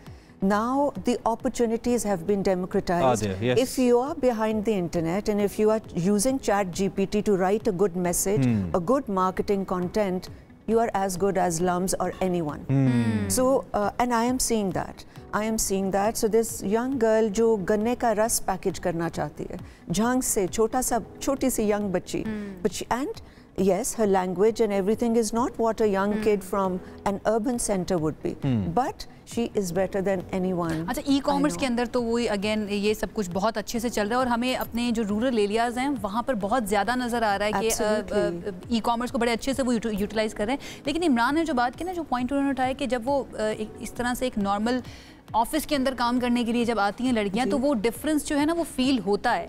एंड अगर आप कॉन्फिडेंट हो भी तो समटाइम्स ज्यादा कॉन्फिडेंट लोगों के दरमियान आके आपको मुश्किल फील होती है या आपको लगता है कि आपका कॉन्फिडेंस जो है ना आप लूज कर रहे हैं. तो ये वाली इस चीज के ऊपर हम किस तरह से काम कर सकते हैं खवातीन? उसमें आप सही कह रहे हैं. आप जितने भी मॉडल्स देखें, 3-4 मॉडल्स का रिव्यू हुआ था. ब्राज़ील ने कंस्ट्रक्शन में लेडीज़ को लिया, वहाँ पे ऑफ कोर्स कंस्ट्रक्शन में. चिली ने माइनिंग में लिया, बांग्लादेश ने गारमेंट्स में अनलिमिटेड लिया. उन्होंने 2-3 आफ्टर रिव्यूइंग दीज मॉडल्स चीज़ें निकाली थी एंड दे सेड कि प्राइमरी चीज़ इसमें ये है कि आप ये चेक कीजिए कि खातून की प्रमोशन या उसकी ग्रोथ इसलिए तो नहीं रुक रही कि it is just the woman factor. So there has to be an accountability of the bosses कि वुमन फैक्टर पे तो नहीं रोका जा रहा. सेकंड थिंग दे सेड कि is her home environment friendly and are we giving them family friendly policies. And the third one that they said कि जितना हो सके women leaders को आगे लाएं ताकि वो directly अपनी pockets बनाएं. खवातीन के लिए workplace policies थोड़ी सी ज़्यादा सेंसिटिव होनी चाहिए और उनके लिए फ्रेंडली हों तो ज़्यादा आप देखिए 4 महीने की आप ब्रेक देते हैं, you know, post having a baby, a maternity leave. That is just not on. In 4 months, you cannot leave the house still. जो मौजूदा करंट गवर्नमेंट की पॉलिसीज हैं, आप खुद एक एंटरप्रेन्योर हैं, you might have faced a lot of challenges, I believe. लोगों को तो दरख्त लगा हुआ और फल लगा हुआ नजर आता है, उसको पानी किसने दिया, वो कैसे बड़ा हुआ, ये नहीं नजर आता. जो मौजूदा पॉलिसीज हैं इन पर्टिकुलर, आप उससे मुतमईन हैं? अगर नहीं तो इसको कैसे इम्प्रूव करें? क्विकली अगर लास्ट में कुछ आप सवाल. आई थिंक मैं अगर पंजाब के रेफरेंस से बात करूं, बिकॉज उसमें बहुत डिस्टिंक्टली एक ग्रोथ आई है, मोस्टली अर्बन वुमेन। जो उनका किसान कार्ड है उसमें 60% नए इनरोलमेंट ख़वातीन की हुई है किसान कार्ड में। फिर उनकी वीट में एक पॉलिसी आई है जहाँ पे वो इंसेंटिव्स दे रहे हैं to women to grow wheat. Then there is another policy where they are transferring the ownership of the cattle to the women. So yes, ये वाली pockets से I was very pleasantly surprised that these changes have come. Secondly, अगर हम पीछे जाके देखें तो 2006 का जो Women Act था, that has done some wonderful new things, जैसे Women Commission जो बना है, उसके कुछ पिछले सालों की operations excellent रहे हैं। I think there has to be a women emergency. They have to be put in front in many other roles, not just you know kept back. अच्छी बात यह है कि we are not stagnant. हम रुके हुए नहीं हैं, साकित नहीं हैं। हम चाहे खरगोश की नहीं, वो कछुए की स्पीड से हम आगे बढ़े। मुझे खरगोश और वो याद है, लेकिन अब हमें जरूरत है खरगोश की स्पीड से आगे बढ़ने की। हम कुछ एरियाज में खरगोश की स्पीड से भी चल रहे हैं। We are not aware of those areas yet, they are under the radar, they are not on the media and the political radar, they are अब मेरे ख्याल में कोई गांव कोई देहात ऐसा नहीं है, मैं खुद एक गांव से हूं तो मैं मेरा ताल्लुक है, मैं जानता हूं जहां पे 2-4 ऐसी अच्छी एग्जांपल्स लड़कियों की खवातीन की ना मौजूद हो जिन्होंने बहुत अच्छा किया जिंदगी में। आपको मालूम सीएसएस ऑफिसर्स हैं, आर्मी ऑफिसर्स हैं, डॉक्टर्स हैं, लॉयर्स हैं, हमें नजर आती हैं करते हुए। सबसे बड़ी चीज इस वक्त पाकिस्तान की जो स्ट्रॉन्गेस्ट बिगेस्ट बिजनेस काउंसिल है उसकी चेयरपर्सन इस वक्त एक खातून है, and she is doing wonders with हमारे पास मिसालें मौजूद हैं। पाकिस्तानी दुनिया की पहली खातून वजीर आजम बेनजीर भुट्टो यहाँ से थी। हम तो कब से देखते आ रहे हैं, हमारी नई बातें नहीं। In a business field for a woman to be at the top of the largest association conglomerate of Pakistan, I think it's very important, and the organization we are sitting right now obviously is being led by a women, Sultana Siddiqui Apa, and with that chief minister Mariam की example ये दे रही हैं, बेनज़ीर की आपने example दी। We have examples. अपने बच्चों पे ट्रस्ट करें, बच्चियों पे खास तौर पे ट्रस्ट करें। बच्चियां should return their trust back by going, you know आपकी स्ट्रगल ज़्यादा है क्योंकि आपके लिए इतना कोई अच्छी विकेट है नहीं खेलने के लिए, तो आपने अपनी जो स्किल्स हैं उनको इंप्रूव करना है ताकि आप अच्छा खेल सकें। राह खुद बनानी पड़ेगी और अगर बनाई जा सकती है। एक फैमिली के अंदर, एक देहात के अंदर, एक गाँव के अंदर कोई एग्जाम्पल आती है ना, तो वो 10 और लोगों के हौसले बुलंद करती है कि आप इनको आगे बढ़ा सकें। थैंक यू वेरी मच, बहुत अच्छा लगा। This conversation is like so close to my heart, तो हमने कोशिश की कि थोड़ा सा अपना हिस्सा इसके अंदर डालें। एक ब्रेक की तरफ जाते हैं, ब्रेक से वापस आएंगे, मजीद बात करेंगे। Stay with us. ब्रेक के बाद आपको खुशामदीद कहेंगे और आपने इनको देखते रहना क्योंकि ब्रेक जब से चल रही है ना, ये ग्लासेस ही चेक किए जा रहे हैं कि कौन से जो है ना इनके चेहरे पे ठीक लगेंगे या नहीं लगेंगे। लगा के दिखाएं जरा यार, अच्छी तो लग रही है, लुक लाइक अ क्रिकेटर। रहने दें, अंधे लग रहे हैं। बादल जी, आपने सोचा कि आयशा तारीफ कर ही नहीं सकती मेरी इस चीज के बारे में, इस एक अहम इशू के बारे में हर किसी की कोशिश होती है कि भाई धूप बहुत ज्यादा है गर्मी के अंदर, तो अपनी आंखों को बचाना बहुत ज्यादा जरूरी है। अब वो आंखों को किस तरह से बचाया जा सकता है? ग्लासेस पहन के, अगर आप गाड़ी भी चला रहे हैं, बाइक चला रहे हैं, वैसे भी पैदल भी चल रहे हैं, तो ग्लासेस लगाना जरूरी है। प्रैक्टिकली लाइफ का उस वक्त से हिस्सा है जब हम 100-150 की अफोर्ड कर सकते थे। यूनिवर्सिटी कॉलेज में पढ़ते थे ना, इतने पैसे नहीं होते थे। पठान भाई से लेते थे 50 रुपए की, 40 रुपए की, 100 रुपए की। अच्छी होती है वो, होती मजे की। अब मैं वही बता रहा हूँ कि उस वक्त तो वही अच्छी थी क्योंकि ले ही नहीं सकते थे। फिर जब अल्लाह ने थोड़ा बेहतर मामला किया तो हमने ब्रांडेड भी पहनी, या पहन लेते हैं अच्छे ब्रांड्स की अच्छी महंगी ग्लासेस भी। दोनों सूरतों में मैं तो पहनता था स्टाइल के लिए, फ्रैंकली स्पीकिंग। कभी मेरे जहन में ये नहीं रहा कि करती भी होगी, लेकिन उस वक्त जहन में ये होता था कि स्टाइल के लिए पहननी है। अब थोड़ा सा आके ये फील होता है जिस तरह क्लाइमेट चेंज हुआ है, धूप तेज हुई है या मौसम बदला है, आंखों के मसाइल बढ़े हैं, तो अब एक्चुअली आपको अच्छे ब्रांड की या अच्छी क्वालिटी की ग्लासेस चाहिए। लेकिन सवाल यहाँ पे ये है कि क्या ग्लासेस जो आप महंगे पैसों की ले रहे हैं वो अच्छी है, या फिर जो आम पैसों की आप ले रहे हैं वो भी आपको इतनी प्रोटेक्शन दे सकती है जो आपने तस्करा किया। तो यहाँ पे जो पॉइंट प्रूव होता है वो ये कि लाजमी नहीं है ग्लासेस महंगी हो, बाजू का 150-200 की ग्लासेस भी आपको वो दे सकती हैं जो शायद 2000, 2500, 3000, 30,000 की ना दे रही। मेरा सवाल तो यहाँ पे ये बनता है कि हमें तो ये पता ही नहीं है ना, इस इशू का पता ही नहीं था कि भाई ग्लासेस की वजह से भी नुकसान हो सकता है। मैंने आपके लिए मशीन मंगवा ली आयशा, ग्लासेस की क्वालिटीज भी मंगवा ली और एक्सपर्ट भी मंगवा ली है। तारुफ महल में आप करवा दें और फिर हम चेक करवाएंगे आज कि किस किस्म की ग्लासेस आपको पहननी चाहिए। हमारे साथ सुहेल वहाब खलील साहब मौजूद है जो कि प्रोफेसर भी हैं और general secretary Pakistan optometric society भी हैं। वो हमें बताएंगे कि आपने जब भी कोई सन ग्लासेस लेनी है, कोई भी ग्लासेस लेनी है, तो आपने किस तरह से कहाँ से चेक करके और कौन कौन से ऐसे फैक्टर्स हैं जिनको मद्देनजर रखना है कोई भी ग्लासेस खरीदते हुए। हमारे साथ मौजूद हैं, उनको वेलकम करते हैं। सुहेल साहब, थैंक यू सो मच हमें ज्वाइन करने के लिए। कैसे हैं आप? अल्हम्दुलिल्लाह अल्हम्दुलिल्लाह मैं बिल्कुल ठीक हूँ। आपकी इस हरकत से हो सकता है बहुत सारे लोगों का रोजगार बंद भी हो जाए, कम भी हो जाए, और बहुत सारे सारिफीन को फायदा भी हो जाए, लेकिन असल फायदा सारिफीन का ही होना चाहिए। इंशाल्लाह रोजगार किसी का नहीं बंद होगा।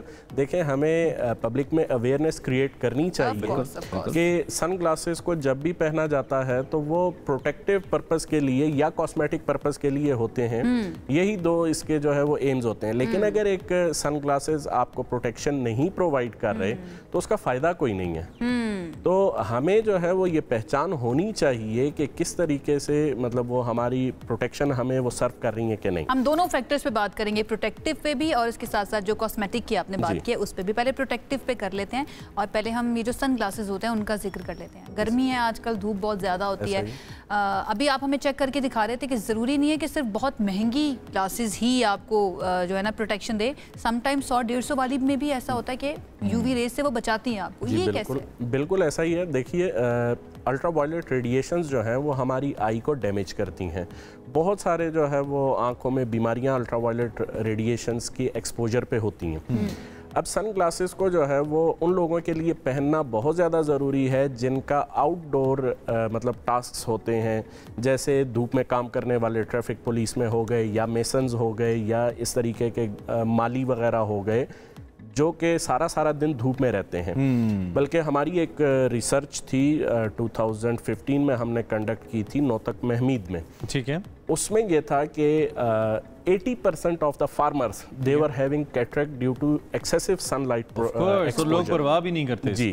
तो अब मतलब देखने में जो है वो हमें बड़ा अजीब सा लगेगा कि फार्मर जो है वो सन ग्लासेस पहन के काम कर रहे हैं, लेकिन जहाँ पे उनको मोतिया हो रहा है और बाद में उसका ऑपरेशन कराना है तो अगर चाहे 150-200 रुपए वाली सन ग्लासेस और उसमें कहीं पे भी नहीं है। आपको बताएं, जीवन कल मैं आपको बता रहा था घर की मेंटेनेंस, तो देयर वाज अ गाय जो कि मेरे घर की क्लीनिंग कर रहा था और रगड़ाई कर रहा था जो मार्बल की होती है, और उसने कोई मास्क नहीं पहना हुआ था और वहाँ पे इतनी डस्ट थी। एंड आई बिलीव अगर आप 5 मिनट खड़े हों तो आपके फेफड़ों के लिए काफ़ी है। तो जितने लोग भी इन शोबों से वाबस्ता हैं, चाहे पेंटर है, सफाई करने वाला है, फार्मर है, इनको परवाह करनी चाहिए। अच्छा, एक क्विकली हम चूँकि वक्त का में इस पर आते हैं, ख़ास सबसे पहले हम डेली ग्लासेस की बात कर लेते हैं जो नज़र की हैं इनकी, हमारी ख़वातीन घर पर लगाती हैं, हजरात लगाते हैं। शीशे का इंतखाब करते हुए कौन सी चीज़ें जो आपने जहन में रखनी है, क्या पता होना चाहिए और क्या ये मशीन भी हेल्प करती है उसमें? जी, शीशे के इंतखाब में जो है हमें कोशिश करनी चाहिए कि बेहतर शीशा लगाना चाहिए, ऐसा शीशा जो कि हमें हार्मफुल रेडिएशन से प्रोटेक्शन भी दे रही है और हमारा जो क्वालिटी ऑफ विजन है उसको भी आम आदमी को कैसे पता चले? कैरेक्टरिस्टिक्स क्या हो सकती हैं? आम सारिफ कैसे जाके हम क्या बोलें जो दुकानदार है कि भाई हमें वो वाला शीशा चाहिए? देखें, अगर प्रॉपर एंटी ग्लेयर शीशा हम इस्तेमाल करते हैं जिसके अंदर अल्ट्रा वायलेट लाइट से प्रोटेक्शन भी मौजूद है, तो वो चाहे वो 1,500 रुपये का शीशा है या वो 20,000 रुपए का शीशा है, हमें उसमें प्रोटेक्शन जो हम नज़र की ऐनक पहनते हैं उसके अंदर भी हमारे लिए प्रोटेक्शन होनी चाहिए। चेक कैसे करें?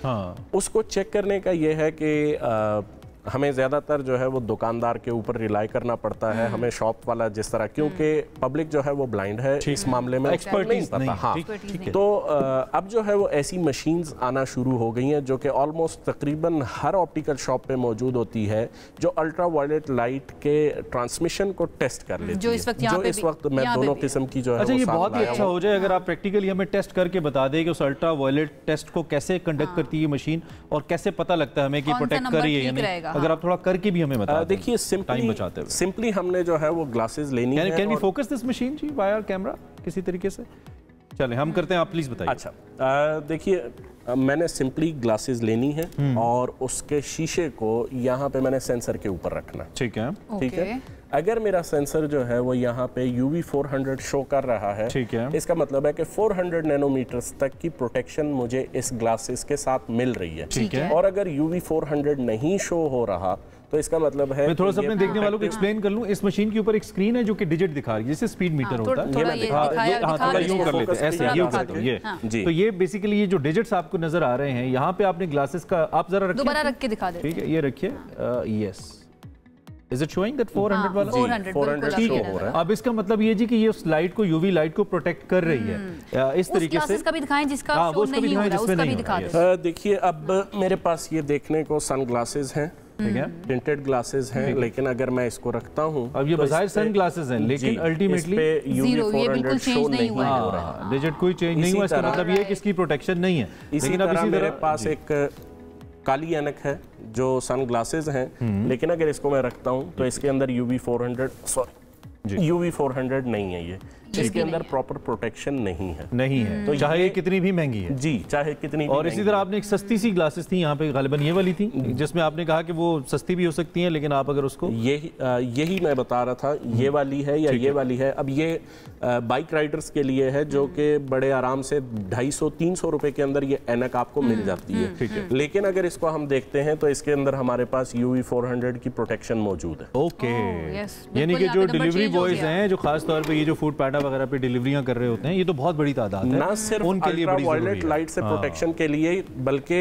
बाइक राइडर्स को तो इसलिए खुसूसन इस्तेमाल करनी चाहिए कि राइड करते हुए कोई मक्खी, मच्छर या ऐसा कोई चीज़ या सैंड पार्टिकल्स, धूल मिट्टी अगर वो आंख में पड़ जाती है, फ़ौरन आपकी राइड जो है वो डिस्टर्ब हो जाती है, आपका फोकस जो है वो दूसरी तरफ चला जाता है और उसकी वजह से ना सिर्फ आंख को नुकसान हो सकता है बल्कि आपकी राइड मुतासर होकर एक्सीडेंट वगैरह का भी खदशा होता है। तो इतनी महंगी नहीं है और प्रोटेक्शन भी आपको सर्व कर रही है। तो इसमें ऐसी कौन सी चीज़ होती है जो UV प्रोटेक्टेड इसको बना देती है? जो हम कोशिश ये करते हैं कि कोई महंगी अगर लेते हैं तो लेते तो हम कॉस्मेटिक पर्पज़ के लिए हैं, लेकिन वो प्रोटेक्टिव पर्पज़ भी हो जाए उसका। इसके अंदर मुख्तलिफ केमिकल्स होते हैं जो कि लेंजेस को डिजाइन करते हुए जिस वक्त बहुत सस्ते होते हैं। जी, मैं आपको जब बता रहा हूँ कि पूरी ऐनक की कीमत 300 रुपए है, तो उसके अंदर अगर मौजूद है, अगर एक्सपेंसिव होते हैं तो हर ग्लासेस में क्यों नहीं यूज हो सकते ये? बस देखें, एक्सपेंस को कम करने के लिए और प्रोडक्शन को सस्ता करने के लिए जो गैर मयारी वो होती हैं। अच्छा, एक ग्लासेस आपने खरीद ली, चाहे वो सन ग्लासेस हैं या नजर की ऐनकें हैं, जी, कब आपको ये सोचना चाहिए कि देयर इज समथिंग रॉन्ग, इस ऐनक के साथ कोई मसला है? वो कौन सी ऐसी साइन या सिम्टम्स हैं जिसके बाद आपको ऐनक चेंज करने के लिए या रिकंसिडर करना चाहिए, दोबारा जाना चाहिए ऑप्टिशियन के पास कि भी इसे चेक करें? देखें, एक तो ये है कि अगर ग्लासेस स्क्रैच हो जाते हैं तो उसको जो है फ़ौरन चेंज करने की ज़रूरत होती है। अगर ग्लासेस आपको किसी किस्म का डिस्कम्फर्ट दे रहे हैं, यानी सर दर्द दे रहे हैं या ऑकुलर पेन या ऑकुलर फैटीग दे रहे हैं, तो उसको हमें फ़ौरन चेक कराना चाहिए। जब भी हम सन ग्लासेस ख़रीदें तो हमें ये 3 चीज़ें ज़रूर देखनी चाहिए। एक तो अल्ट्रा वायलेट लाइट की प्रोटेक्शन है कि प्रोटेक्शन दे रहे हैं कि नहीं। दूसरा, उसके अंदर कोई अनवांटेड नंबर नहीं होना चाहिए। अच्छा, जो ग्लासेस की पावर है, बाज़ औक़ात जो लेंसेज होते हैं उनको मोल्ड करते हुए उसके अंदर अनवांटेड पावर आ जाती है। तो हमारे यहाँ जिस तरीके से ग्लासेस आती हैं बल्क के अंदर, वो एक पीस चेक नहीं आ जाती है। मुराद में क्या है कि जब टाइम डेवलप हो जाता है या फिर नहीं, जब हम लेते हैं मैन्युफैक्चरिंग के वक्त ही उसमें जो है वो अनवांटेड पावर। ये पता कैसे चले? अगर सिर्फ कोई कॉस्मेटिक पर्पस के लिए इसी मशीन पे पता चलेगा कि इसके अंदर अनवांटेड पावर तो नहीं आ रही। ठीक है, अच्छा, they both are the same units एक दूसरे के लिए या ये अलग है? ये थोड़ी सी एडवांस्ड मशीन है, वो सिर्फ अल्ट्रा वायलेट लाइट को टेस्ट करती है, ये अल्ट्रा वायलेट लाइट को भी टेस्ट करती है, ग्लासेस का नंबर भी बताती है। और चाइनीज़ वर्जन है मशीन का, इतना ज़्यादा महंगा भी नहीं है, 2.5 लाख के करीब की मशीन है। और ये हर ऑप्टिशियन के पास, ऑलमोस्ट हर ऑप्टिकल शॉप के ऊपर ये मौजूद होती है। इसमें आपको अल्ट्रा वायलेट लाइट की प्रोटेक्शन का भी अच्छा, एक अब थोड़ा सा हमें प्राइस ब्रैकेट भी बताएं। बाज़ औक़ात ज़ाहिर बात है कस्टमर को तो नहीं पता जी, तो दुकानदार मुनाफा तो लगाते हैं लेकिन बाज़ औक़ात ज़्यादा भी लगाते हैं। हम अगर प्राइसेस की कैटेगराइजेशन करें, कीमतों का तयन करें, तो इस जिन शीशों का आप 2-4 का डिफरेंट आप बता रहे हैं, इनमें कीमतें ऑन एवरेज क्या होनी चाहिए कि इस प्राइस ब्रैकेट में ये मिल जानी चाहिए आपको ग्लास? ऑन एवरेज जो है वो 2000 रुपये से शुरू होके तकरीबन 20,000 की रेंज तक मुख्तलिफ ब्रांड्स के, जिस तरह आप कपड़े लेने जाते हैं और मुख्तलिफ ब्रांड्स की प्राइसेस मुख्तलिफ होती हैं। जैसे मतलब ब्रांड्स में आपको 2,500-3 हज़ार रुपये का भी सूट मिल जाता है जो नए लॉन्च हुए हुए ब्रांड होते हैं, बड़ी अच्छी क्वालिटी के।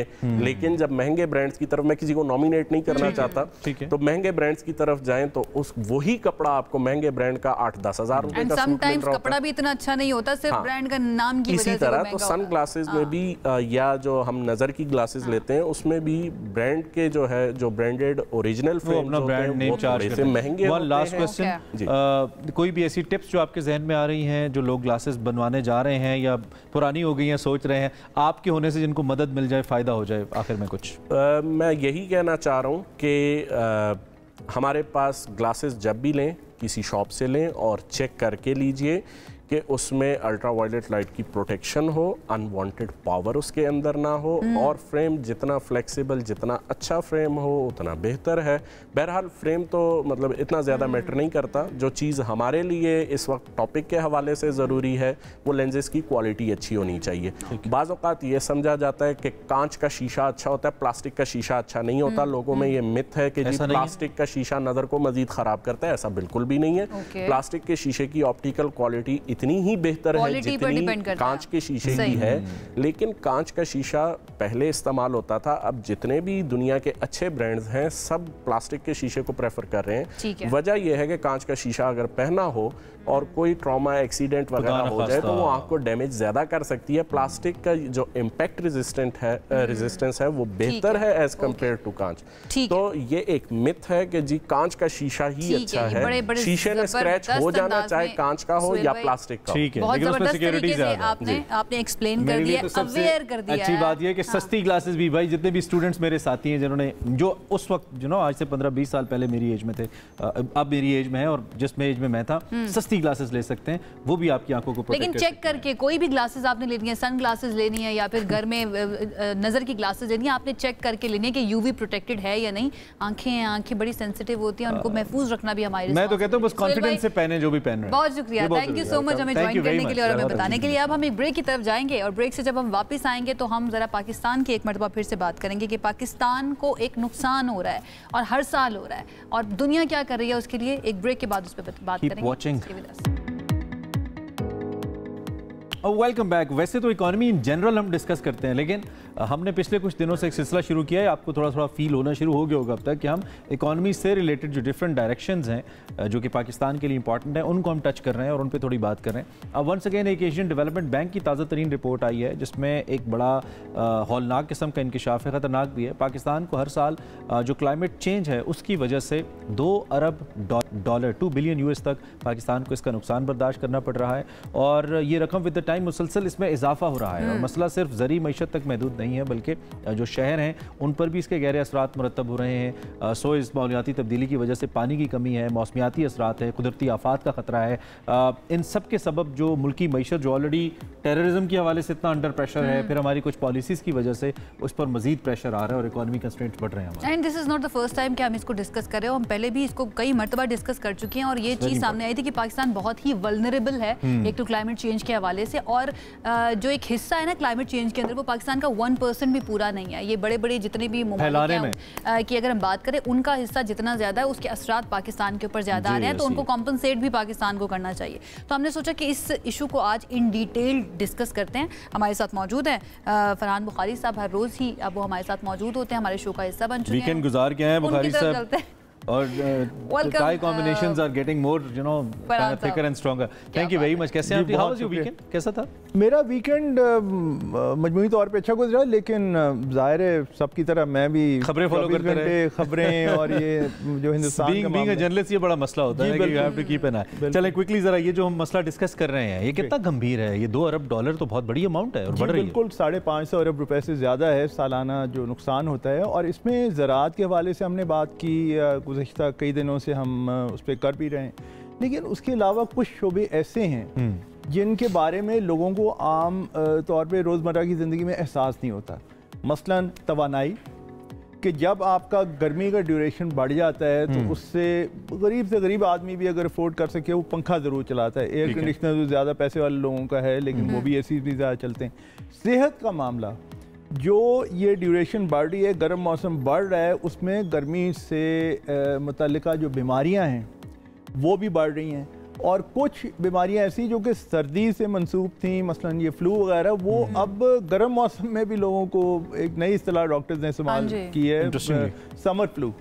समर फ्लू का कोई पहले इतना उसका नहीं था, इतना ट्रेंड नहीं था। अब ये भी ऐसा लगता है नए फैशन में आ गया, ये भी फैशन में आ गया, नई नई बीमारियां हमारे सामने आ रही हैं, स्पेशली क्लाइमेट चेंज की वजह से। फरहान साहब, पाकिस्तान को जिस तरह से दुनिया के सामने इस इशू को रखना चाहिए, बताना चाहिए कि भाई आप लोगों की वजह से हमारा ये इतना बड़ा नुकसान हो रहा है, तो आपको लगता है कि पाकिस्तान कर रहा है? वैसे पाकिस्तान अपने तय कोशिश तो कर रहा है, लेकिन मसला ये है कि सारी दुनिया में मुख्तलिफ जगहों पे क्लाइमेट चेंज एक नई मुसीबत के तौर पे ऐसे नमूदार हो रहा है कि अब मुख्तलिफ ममालिक अपने अपने मामलात पे लगे हुए हैं और ख़त्ते में जो आजकल ये ख़तरनाक सूरत हाल हुई भी है, हिंदुस्तान के बेबुनियाद इल्ज़ामात पाकिस्तान पे, उसके नतीजे में कशीदगी।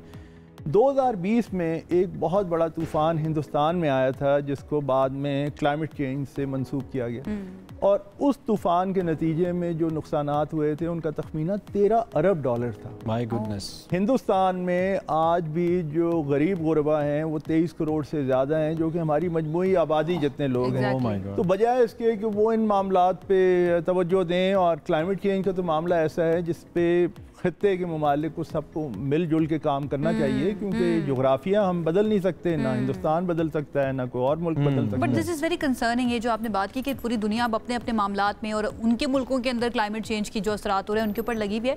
बट पाकिस्तान का इशू तो बड़ा जेन्युइन है कि भाई हमारा तो कसूर भी इतना ज़्यादा नहीं है, 1% से कम हम पूरी दुनिया के अंदर इसमें कॉन्ट्रीब्यूट कर रहे हैं नुकसान के अंदर, तो हमें जो नुकसान हो रहा है भाई उसको तो कॉम्पनसेट आप करें ना।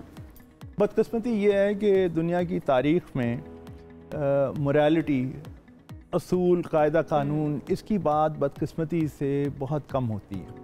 हमारा अपना देख लीजिए, अपनी तारीख देख लीजिए, कश्मीर का मामला है और दूसरे मामलात हैं जिस पे असूली तौर पे हमारा मौक़िफ़ बिल्कुल सही है, लेकिन उसे नज़रअंदाज किया गया, क्योंकि आज भी हम आवाज़ उठाते हैं।